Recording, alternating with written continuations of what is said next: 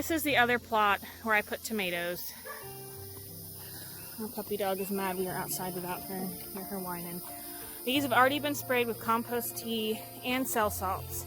Now some of these are tomatoes that were just fine, that they experienced no shock whatsoever, that me and Janelle planted out from her house. She had some extras for me, and some of them I took out of the tunnel, which is this one. You can see it's not really doing as good because it's already touched the contaminated soil. And what I'm wondering is, even if it's touched the contaminated soil, can it grow out of it? We'll take a look at some of the ones. So this is one she gave me. Looks luscious and wonderful. This is one that came out of the tunnel. It's growing, but not luscious and wonderful. You can see that it's still curled, that top growth. Now this one came out of the tunnel, and it's looking a bit better. It's not quite as bad. This one came out of the tunnel. It's looking okay, not quite as bad. Looks like it's coming out of it. And you know, it's just going to depend on the plant, how long it was in there. This one came out of the tunnel. It's looking okay, it's starting to grow. So I'm really happy to see that. This came out of the tunnel. You can see it's starting to heal.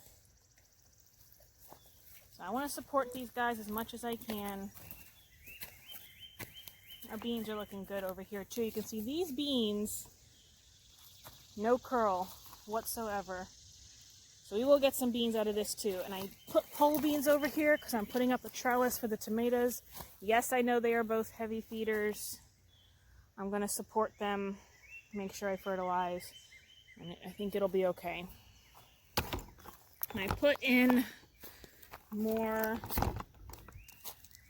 squashes and pumpkins because the vine borers have just been, I put something in, and as soon as it starts to make flowers, they just attack it. And something else that is super exciting, the corn is up. The corn is up. Look at all this corn. This is 65-day corn. So I drill augered through this cardboard into just soil. It's covered with mulch. We'll see how it does. So 65-day sweet corn, it's going to be like, it's not a dwarf corn, but it's going to grow similarly. It's going to be short, 2 ears per stalk, and the corn themselves are going to actually be kind of smaller, probably half the size of a normal ear of corn. But I can grow it quickly and in a small space, and I appreciate that. Just wanted to show everybody the escape artist. Look at this melon going all the way up this tunnel. I'm gonna let it go. Look, the fish pepper has peppers. Goodness me, am I excited. A little garden update. I'm not sure if you can see, this is a big one. This guy, I think my walking, oh, well that doesn't look good. I think my walking onions, look, are coming back, are coming up. So is it, I have a question for anyone who knows about walking onions. There's another one here. Is it that once they put that onion that's on the top, the little onion sprouts on the top down, that onion is then done and needs to be pulled? Is that how that works? Because I mean, this very clearly I just pulled out is done. I mean, it's not coming back, it's not gonna do anything. You know what? Let's pull these walking onions. I'm leaving the ones that are green, but all the other ones coming out. We are gonna eat them. So if you can see, this one has a root on it. So this is what the little top looks like, and it's rooting. So that is exciting and promising, and I am so happy about it.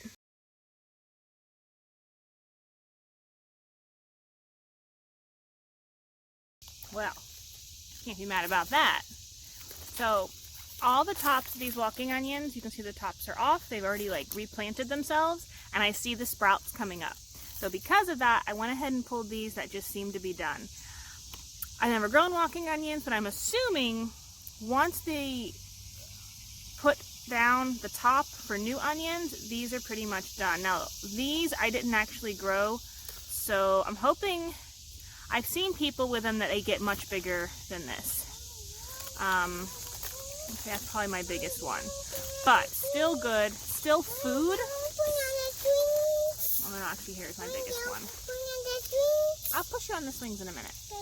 Here's my biggest one. So I've seen people with them that get them pretty decent, like small onion kind of a size. Not like a big bulb, but you just, you know, small onion. You can't be mad at food. That's food. I'm excited about it. We're going to take these in. I'll let you see what I do with them. There goes the other food. Well,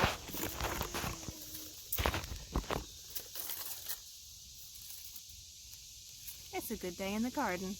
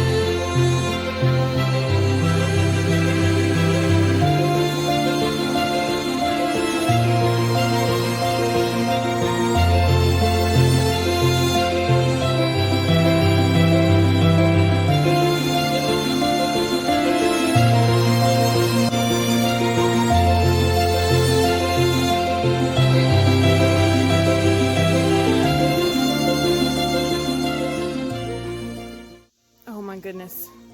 So if you've been watching garden videos for a while, I'm sure you have come across Roots and Refuge Farm, Jessica Sowards. And she's the reason I have a garden, but leaving your coffee cup in the garden, it is a for real struggle.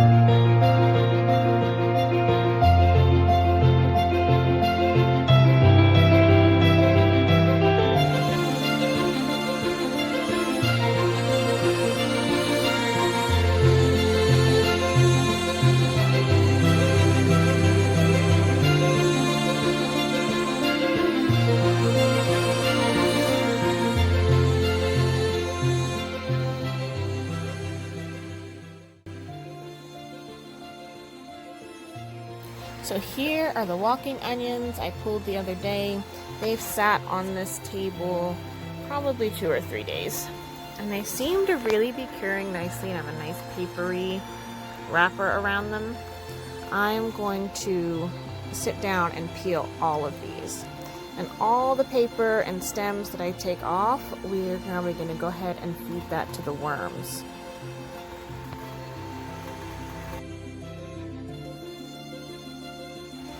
So in times when you have very tedious tasks and things that are just going to take a long time, I have found as a mom to really cherish those moments, because I don't get a lot of time to just sit and be with my own thoughts, to just have some mom meditation, to just have some prayer time. So this is something that I really enjoy and I've learned to really value. Being with your thoughts, or just sitting and taking the time to meditate or pray, it's not as common a practice anymore in our society that is just filled with endless amount of entertainment. So I encourage you to take this kind of task and turn it into you time. You'll enjoy it a lot more, and it will really replenish the energy that you need for the rest of your day. Remember, this is a skill to be learned just like any other, so it's going to take a lot of practice. And I'm really grateful to my garden for giving me so many opportunities to practice this.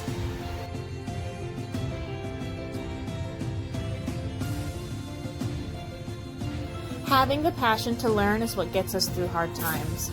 Thank you for being here so we can share our passion with you.